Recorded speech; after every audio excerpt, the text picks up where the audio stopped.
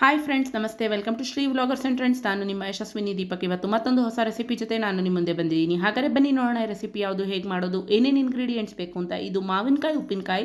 ಒಂದು 7-8 ಮಾವಿನಕಾಯಿ ತೊಗೊಂಡು ಚೆನ್ನಾಗಿ ತೊಳೆದು ಒರೆಸಿ ನೀರಿಲ್ದಂಗೆ ಹೋಳಾಗಿ ಕಟ್ ಮಾಡಿ ಇಟ್ಕೊಂಡಿದ್ದೀನಿ. ಹಾಗೆ ನಾನಿಲ್ಲಿ ಪುಡಿ ಉಪ್ಪು ಬಳಸ್ತಾ ಇದ್ದೀನಿ. ನೀವು ಬೇಕಾದ್ರೆ ಕಲ್ಲುಪ್ಪು ಬಳಸ್ಬೋದು. 100 ಗ್ರಾಮ್ ಅಷ್ಟು ಪುಡಿ ಉಪ್ಪು ಬೇಕಾಗುತ್ತೆ. ಈ ಹೋಳಾಗಿ ಕಟ್ ಮಾಡಿರೋ ಮಾವಿನಕಾಯಿನ ಒಂದು ಜಾಡಿ ಅಥವಾ ಪ್ಲಾಸ್ಟಿಕ್ ಡಬ್ಬ ತೊಗೊಂಡು 1 ಲೇಯರ್ ಉಪ್ಪು, 1 ಲೇಯರ್ ಮಾವಿನಕಾಯಿ, ಹಾಗೆ ಒಂದು 2-3 ಲೇಯರ್ ಹಾಕ್ಕೊಂಡು ಈ ಥರ ಚೆನ್ನಾಗಿ ಮಿಕ್ಸ್ ಮಾಡಿ ಕ್ಯಾಪ್ ಹಾಕಿ ಇಡಬೇಕು.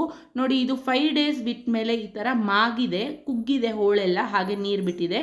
ಇದನ್ನು ಒಂದು ಸೈಡ್ಗೆ ಇಟ್ಕೊಳ್ಳಿ. ಹಾಗೆ ಖಾರಕ್ಕಾಗಿ ಬ್ಯಾಡಗಿ ಮೆಣಸಿನ್ಕಾಯಿ, ಗುಂಟೂರು ಮೆಣಸಿನ್ಕಾಯಿ, ಮೆಂತ್ಯ, ಸಾಸಿವೆ, ಇಂಗು, ಎಣ್ಣೆ ಇಟ್ಕೊಂಡಿನಿ. ಒಂದು ಬಾಣಲಿಗೆ ಒಂದು 8ರಿಂದ 10 ಬ್ಯಾಡಗಿ ಮೆಣಸಿನ್ಕಾಯಿ, ಒಂದು 8ರಿಂದ 10 ಗುಂಟೂರು ಮೆಣಸಿನ್ಕಾಯಿ ಸೇರಿಸ್ಕೊಂಡಿದ್ದೀನಿ. ಎರಡನ್ನೂ ಡ್ರೈ ರೋಸ್ಟ್ ಮಾಡ್ತಾ ಇದ್ದೀನಿ. ಮೀಡಿಯಮ್ ಫ್ಲೇಮಲ್ಲಿಟ್ಟು ಒಂದು 4ರಿಂದ 5 ನಿಮಿಷ ಡ್ರೈ ರೋಸ್ಟ್ ಮಾಡಿ ಒಂದು ಪ್ಲೇಟ್ಗೆ ಶಿಫ್ಟ್ ಮಾಡ್ಕೊಳ್ಳಿ. ನಂತರ ಒಂದು 2 ಟೇಬಲ್ ಸ್ಪೂನ್ ಸಾಸಿವೆನ ಡ್ರೈ ರೋಸ್ಟ್ ಮಾಡ್ಕೊಳ್ಳಿ. ಇದು ಕೂಡ ಒಂದು 3 ನಿಮಿಷ ಫ್ರೈ ಮಾಡಿದ್ರೆ ಸಾಕಾಗುತ್ತೆ. ನಂತರ ಒಂದು ಬಾಣಲಿಗೆ ಮತ್ತೆ ನೀವು ಮೆಂತ್ಯ ಹಾಕ್ಕೊಂಡು ಹುರಿಬೇಕಾಗುತ್ತೆ. ಮೆಂತ್ಯ 1.5ರಿಂದ 2 ಟೇಬಲ್ ಸ್ಪೂನ್ ಆದರೆ ಸಾಕಾಗುತ್ತೆ. ಇದನ್ನು ಕೂಡ ಡ್ರೈ ರೋಸ್ಟ್ ಮಾಡಿ, ಎಲ್ಲಾನು ಮೀಡಿಯಮ್ ಫ್ಲೇಮಲ್ಲೇ ಇಟ್ಟು ಡ್ರೈ ರೋಸ್ಟ್ ಮಾಡಿ ಫ್ರೆಂಡ್ಸ್. ನಂತರ 1 ಟೇಬಲ್ ಸ್ಪೂನ್ ಹಿಂಗೆ ಹಾಕ್ತಾ ಇದ್ದೀನಿ. ನಾನು ಇಲ್ಲಿ ಮೆತ್ತೆ ಹಿಂಗೆ ಹಾಕಿದ್ದೀನಿ, ನೀವು ಬೇಕಾದ್ರೆ ಪುಡಿ ಹಿಂಗೆ ಕೂಡ ಹಾಕೋಬೋದು. ಇದೆಲ್ಲ ತಣ್ಣಗಾದ್ಮೇಲೆ ಮಿಕ್ಸಿ ಜಾರ್ಗೆ ಶಿಫ್ಟ್ ಮಾಡಿಕೊಂಡು ಪೌಡ್ರು ಮಾಡ್ಕೊಳ್ಳಿ. ನಿಮಗೆ ನೈಸ್ ಪೌಡ್ರ್ ಬೇಕಾದ್ರೂ ಮಾಡ್ಕೋಬೋದು. ನಾನಿಲ್ಲಿ ಒಂದು ಸ್ವಲ್ಪ ರಫ್ ಪೌಡ್ರ್ ಮಾಡ್ಕೊಂಡಿದ್ದೀನಿ.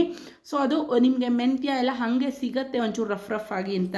ಇದನ್ನು ನೀವು ಒಂದು 2ರಿಂದ 3 ಟೇಬಲ್ ಸ್ಪೂನ್ ಆಗೋಷ್ಟನ್ನು ಹಾಕ್ಕೊಂಡು ಚೆನ್ನಾಗಿ ಮಿಕ್ಸ್ ಮಾಡಿ, ಮತ್ತೆ ಒಂದು 2 ಟೇಬಲ್ ಸ್ಪೂನ್ ಪುಡಿ ಹಾಕ್ಕೊಂಡು ಮಿಕ್ಸ್ ಮಾಡ್ಕೋಬೇಕು. ಮಿಕ್ಸ್ ಮಾಡಿದ ನಂತರ ಒಂದು 2 ದಿನ ಖಾರನ ಹಿಡಿಯೋಕ್ಕೆ ಬಿಡಬೇಕು ಹೋಳಿಗೆ. ಈಗ ನಾನಿಲ್ಲಿ ಸಾಸಿವೆ ಒಗ್ಗರಣೆ ಮಾಡಿದ್ದೀನಿ, ಇಂಗು ಮತ್ತು ಸಾಸಿವೆ.